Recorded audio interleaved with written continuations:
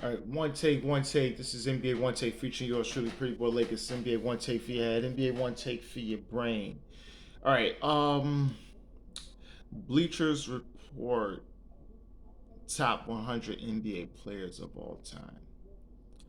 There's been so much going on, and they're not even like certain places on the list. They're not even talking about. Legitimately, is always going to get to that top 10 players of all time. Now, me, I already told you, my top 10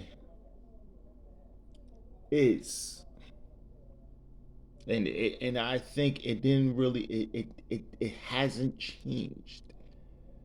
Just, I'm not going to give you in an order because you can either figure out the order or I'll tell you the order. Jordan, LeBron, Magic, Kareem, Bill Russell, Will Chamberlain, Shaq, Kobe, Tim Duncan,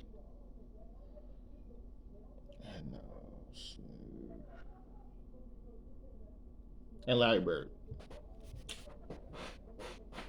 That's the top 10.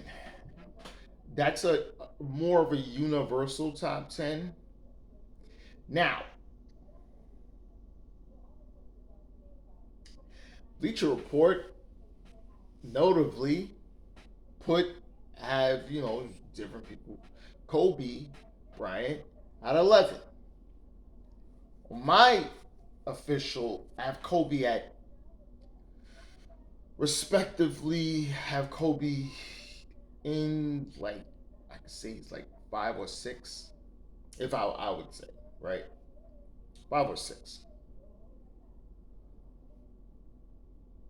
because at 10 they have Steph Curry.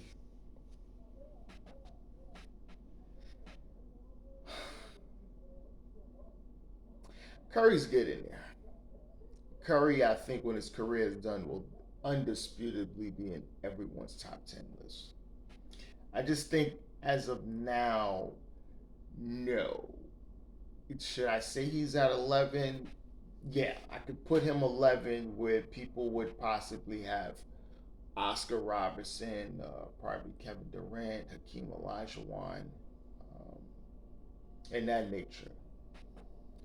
For me, for a career, I think Steph Curry eclipsed all those guys, even Big O. Because we're not going to, there's been so many disputes about ring culture and things like that. Championship rings do mean something. It means something when you're a big part of it going, for them winning. Not sitting there watching and then you get yourself a championship ring. Understand what guys do in practice and work, and also mental, and have all the information, especially when if you are a veteran and you've been in the league for a long time, and that's never knock on you. But when you really look at it, it's about what you did before. The ring adds an accolade, which it does, but it shouldn't be every single championship isn't shouldn't hold the same weight, right? So we have things like that. Um,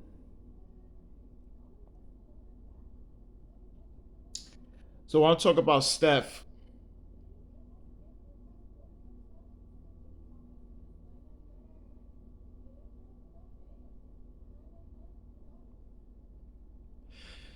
Steph,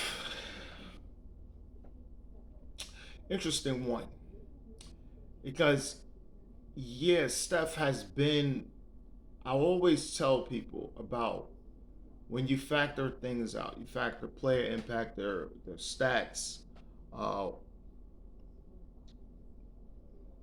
them as a player, production, and also national story. What you bring, that pressure, media pressure. Does Steph have that? Yes, he do. And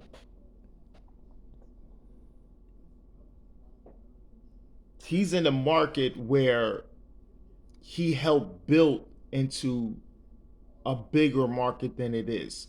So that's a very huge impact that people have to vote on, especially putting that in. And I could say because the Golden State Warriors wouldn't be what it is if it wasn't for Steph Curry. I understand you got other players involved, but him doing that, gravitating to fans, gravitating to the audience, has been huge. And he's a household name. You know, he's possibly the most one of the most famous players in the whole world, any sport. I could actually say he's the name. When they say the name, they know him for basketball. So that's anybody. You can ask little kids that. Now, top 10 is hard, right? Because when you keep Kobe out, I kind of look at you and say, well, that thing will be always the three championships that he had with Shaq, and he was the number two. And at times he was number one, depending on the run. But I think they look at the finals MVPs and how dominant Shaq was and things of that nature. All right, because that and the media pressure on those two held a lot of weight because I don't think, to be honest, any of the superstar in the top 10 could have had a public feud going on with the first and second best player at odds, and you guys win three championships and go to four NBA finals, right? Because when I talk about Shaq and Kobe, they've been to. I always have to talk about that 5 year run that they had from 2000 with Phil Jackson to 2004, because that's when it ended. And that right there was a lot of pressure on both, and they was able to do so. I don't think Jordan could have done that and played with Will Chamberlain. Could that have worked? No. You know, could have Magic Johnson play with, I could say, Larry Bird or Dr. J? No, that would haven't worked. He played with an older Kareem, a very much older Kareem, because you know Shaq and Kobe only had what around 5 years, 5 6 years on each other. Magic Kareem had at least close to 10, so it's a little different, right? He's an older player, and then after, then truly understand that the end is near. Let young Buck, what they would call him, take over. So that's the thing, and I, I don't get it. I understand Curry's gonna get there. Curry's gonna get there. People talk about Will Chamberlain. I could talk about Will. Will Chamberlain was undeniable the greatest player of all time for since he retired till I think the 80s when they started calling Kareem that. And that's a universal thing. He was always the best player in his prime, but he was just not winning championships. Bill Russell was. Bill Russell said it himself. Will Chamberlain was the best player in the league. I was I was one of the smartest guys in the league and knew how to play in my role to have my team win. And that was his thing.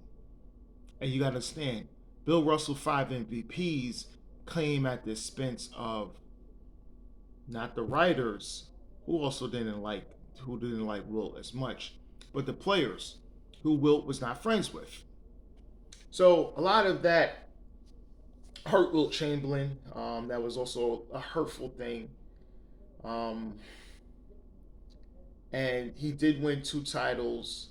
He was just his impact. He was the story. The Boston Celtics. I mean, at the time, yeah, they was winning, but they was not the top. Wilt Chamberlain was carrying the league almost every single night. He was the Goliath. He was the show. So to have for almost the time you come in to the end, because you're Goliath, you're huge, you're super huge. You know, it just came that Steph gets that kind of pressure late in his career. Not late, early in his career when he started winning titles. I'm not saying, look, he won the two titles with Kevin Durant.